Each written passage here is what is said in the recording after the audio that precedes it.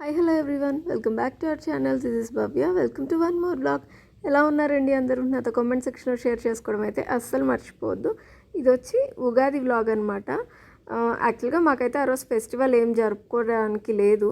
But నేనేంటంటే ఇంట్లో positive vibes ఉండాలి, ఫెస్టివల్ వైబ్స్ ఉండాలని ఏదో ట్రై చేద్దాం అనుకున్నాను. కానీ అంతా బిస్కెట్ అయింది. అంటే అంటారు కదా, మనం ఒకటి తలిస్తే దైవం ఒకటి తలుస్తుందని, అలా రెండోది జరిగిందనమాట.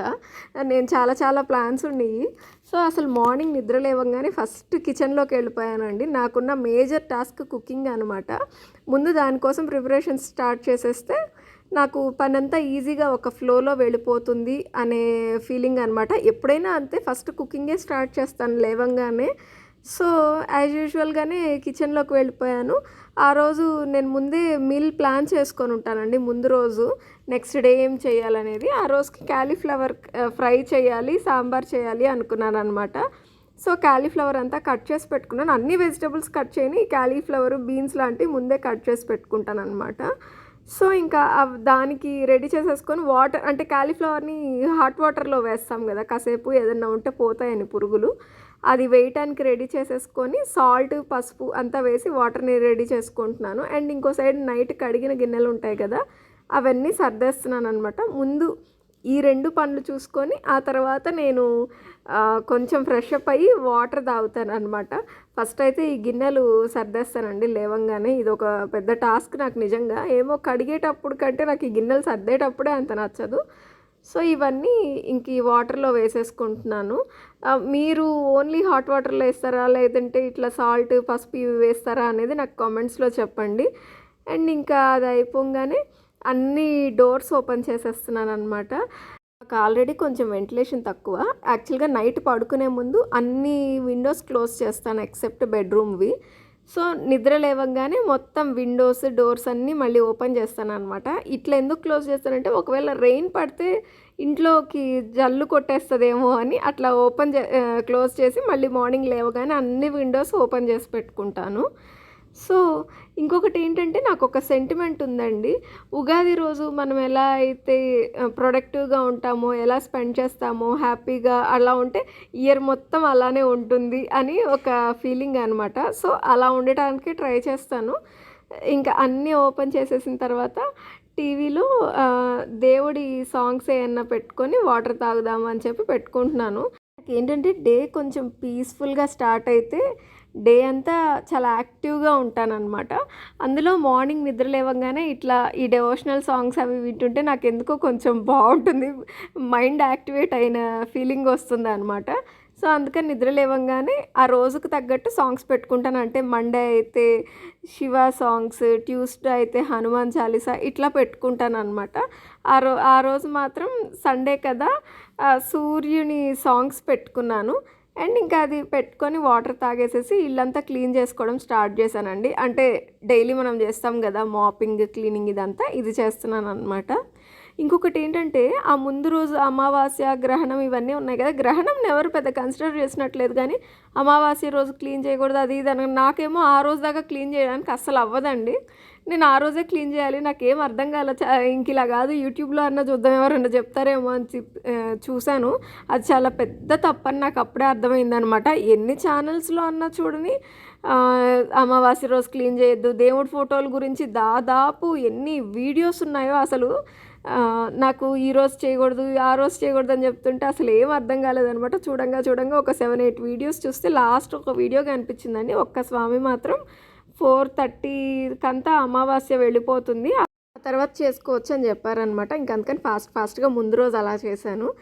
ఇంకా ఇల్లు చిమ్మేసేసి డస్టింగ్ చేస్తున్నాను అనమాట. అంటే ఒకరోజు డ్రై డస్టింగ్ చేస్తాను, ఒకరోజు వెట్ క్లాత్తో డస్టింగ్ చేస్తాను అనమాట. వెట్ క్లాత్తో డస్టింగ్ చేసే రోజు ఏంటంటే ఇల్లు చిమ్మంగానే అట్లా డస్టింగ్ ఒకసారి తుడిచేసేసి ఆ తర్వాత ఇల్లు తుడుస్తాను అనమాట.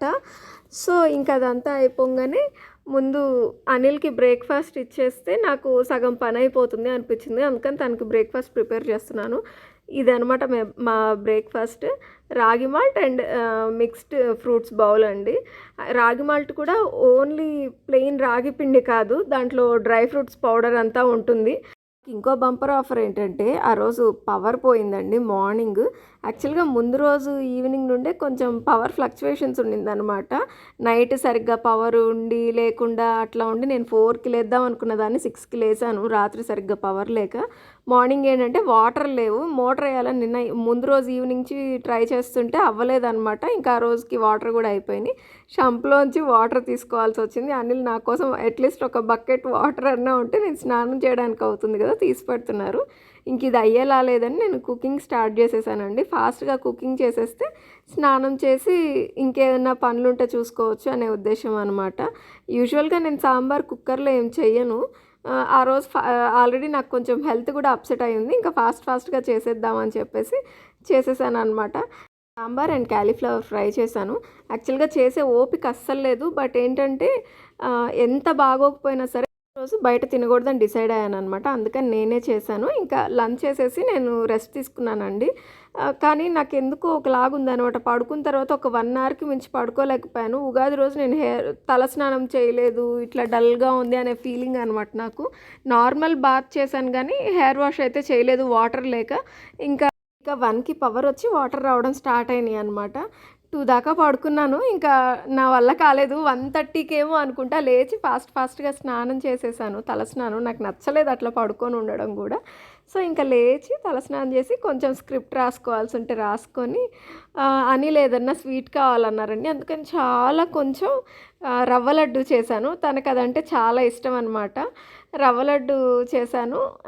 ఇది నాకు పెద్ద నా స్పాట్ లాగా అయిపోయింది ఇంట్లో ఈ మధ్య. ఆ దివాన్ కట్ ఏది చేసినా అక్కడే కూర్చొని చేస్తున్నాను అనమాట. కొంచెం కంఫర్టబుల్గా ఉంది. అండ్ మా ఓనర్కి ఎప్పటి నుంచో నేను ఇయర్ రింగ్స్ చేసిస్తాను అని చెప్పాను, సిల్క్ థ్రెడ్వి. అవి చాలా రోజులుగా పోస్ట్పోన్ చేస్తూ వస్తున్నాను అనమాట. ఎందుకు ఈరోజు చేయకూడదు, నేను చాలా పనులు ఒకే రోజు చాలా పనులు చేసినట్టు ప్రొడక్టివ్గా ఉన్నట్లు ఉంటుంది కదా అని అది ఆ రోజు స్టార్ట్ చేశాను చేయటము.